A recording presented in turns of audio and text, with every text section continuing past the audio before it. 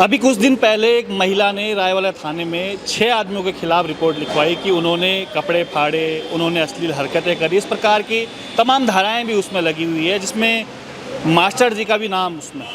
Master जी अभी पहाड़ों के भ्रमण पे थे, फिलहाल आज देहरादून में है। मास्टर जी, एक बड़ा आरोप एक महिला ने लगाया था, तमाम उसकी वीडियो सोशल मीडिया पर भी वायरल हुई और ऋषिकेश में हमने देखा कि उसके बाद हंगामा भी हुआ कि भाई इस प्रकार का आरोप कोई भी लगा देता है, एफआईआर भी हो जाती है। क्या कुछ कहना है, आप पहाड़ों से आप आए हो, इस पूरे प्रकरण?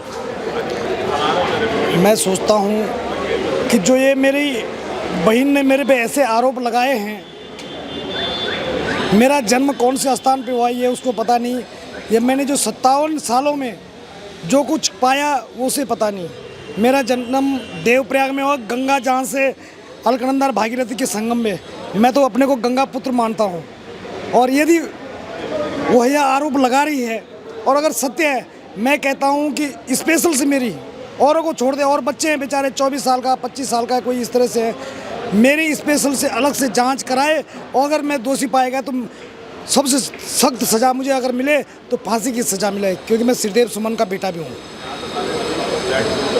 और अगर मैं दोषी नहीं हूँ तो जो मैंने 57 साल में कमाया और उसको जीरो करने में तुले, उसका हर्जाना भी वो भरे। इतने गंभीर आरोप, मतलब कम से कम ये देखते कि भाई एक प्रतिष्ठित आदमी जिन्होंने चुनाव लड़े हैं और एक वो ज़बरदस्त चुनाव भी रहा था ऋषिकेश का, पूरी दुनिया ने वो देखा।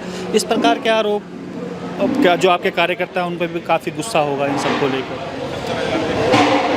आपने देखा होगा वो वीडियो खूब वायरल हो रहे हैं, लेकिन पुलिस से तो मैं बहुत दूर हूँ और पुलिस से दूसरी तरफ वह महिला है, बहन है। अगर मेरे द्वारा इस तरह से कृत्य किए गए तो प्रश्न चिन्ह पुलिस पे भी लगते हैं। जो हमारे मित्र पुलिस है उसको भी, वो भी कानून के घेरे में आ सकती है। तो भाई मेरा कहना ये है कि इस केस को जल्दी से जल्दी निपटा दिया जाए, या तो मुझे फांसी की सज़ा दें या तो जो मैंने 57 साल में कमाया है वो मेरा लौटा दो।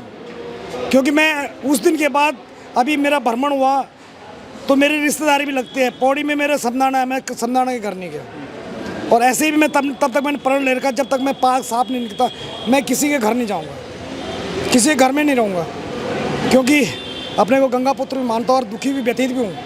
मेरे बच्चे, मेरी जनता, मेरी बहनें जो मेरे साथ चुनाव में सबसे ज़्यादा रहती थी, क्या कहती हैं, क्या उनके दिमाग में सोच रही होंगी।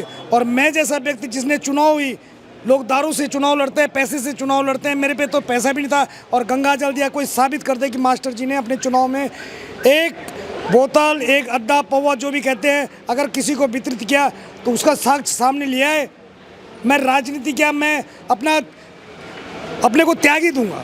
आपको लग रहा है क्योंकि एक बड़े साजिश की भी बू आ रही है इसके पीछे से, क्योंकि वो तमाम वीडियो सोशल मीडिया पे वायरल हुई जहाँ पे वो महिला कहती हुई नज़र आती है कि वो भाजपा संगठन से जुड़ी हुई है, आरएसएस से जुड़ी हुई है।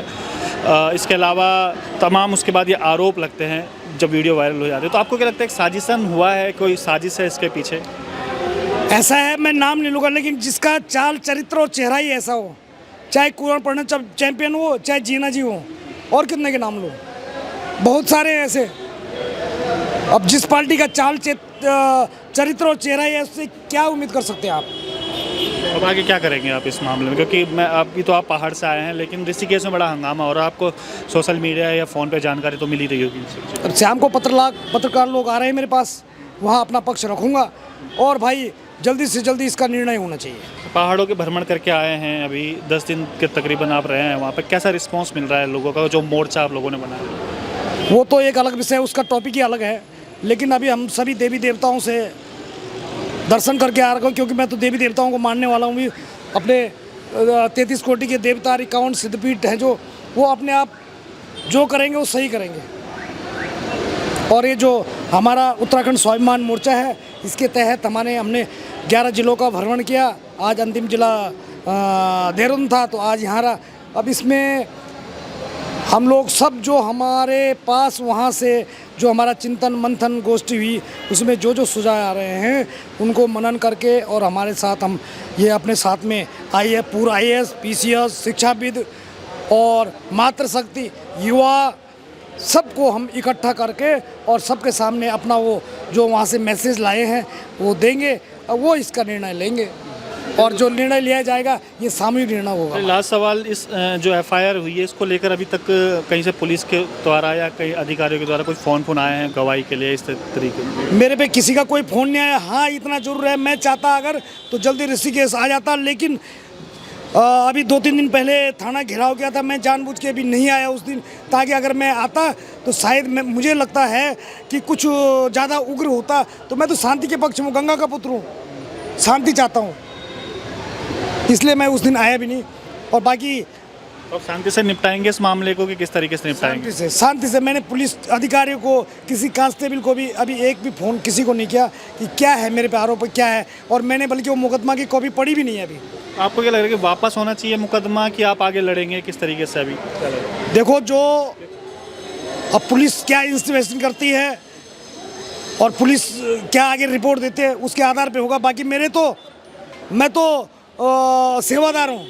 मेरे लिए तो मैं धन्यवाद देता हूँ रोशन रतूड़ी जी को भी कि जो विदेश से आके 3 दिन लगातार लाइव आए, उन्होंने कहा भी बल्कि आपका मुकदमा मैं लड़ूंगा अगर ऐसी कोई बात आते। वैसे आएगी नहीं, मुझे पूर्ण विश्वास है कि शायद शर्मिंदगी हो जाएगी उनको। उसमें 2 पक्ष है, एक महिला को तो हो ही नहीं होगी शायद, भाई वो भी मनुष्य है, ऐसी बात तो है नहीं। उससे मैं सोचता हूँ कि वो अपने दिमाग में सोचे कि मेरे से बहुत बड़ी गलती हुई। जहाँ तक मेरा अपना दिल माफ़ी मांगेगी तो माफ़ कर देंगे उसे? मेरे से माफ़ी मांग के क्या करेगी, बहन है, लड़की है। मेरे से नहीं, जनता से माफ़ी मांगे, मेरे से नहीं। चलिए, बहुत बहुत धन्यवाद आपका। तो तमाम ये आरोप जो लगे थे, तकरीबन 6 लोगों पर एफआईआर इसमें हुई थी और गंभीर संगीन आरोप लगाए थे। तो अब देखते हैं क्या कुछ होता है, क्योंकि आज ही मास्टर जी पहुँचे हैं, अब ऋषिकेश जाएंगे, उसके बाद प्रेस वार्ता भी करेंगे। अब क्या कुछ आगे स्टेप रहता है, तब तक के लिए बनी रहिएगा विजय पथ न्यूज़ पर। बहुत बहुत धन्यवाद।